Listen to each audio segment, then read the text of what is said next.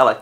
Now, while the huge news that was fueled by data last week was the Equifax apocalypse, the maddest set of numbers came from Amazon, which is well on its way to being a company that only produces mad sets of numbers.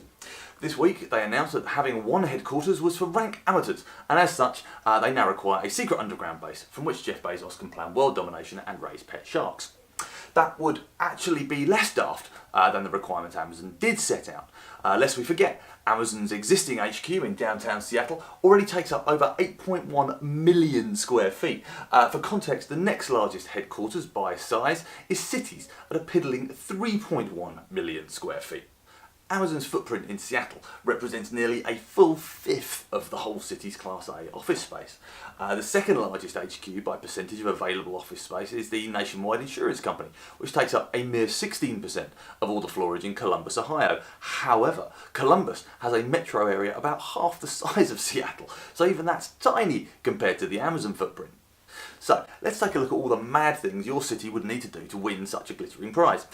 For their spare headquarters, Amazon require enough room for an estimated 50,000 Amazonians. They've requested a metro area with a minimum size of 1 million.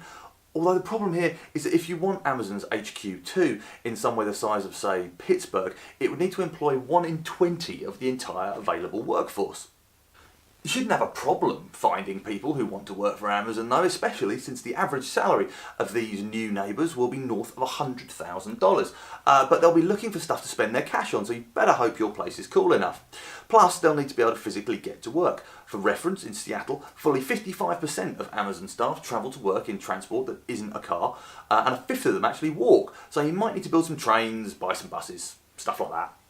And even if your city meets those criteria, you'll still need to beg Amazon to bring their army inside your city walls, offering up tribute in the form of some whopping tax breaks, which your existing citizens will no doubt cheerfully pay for.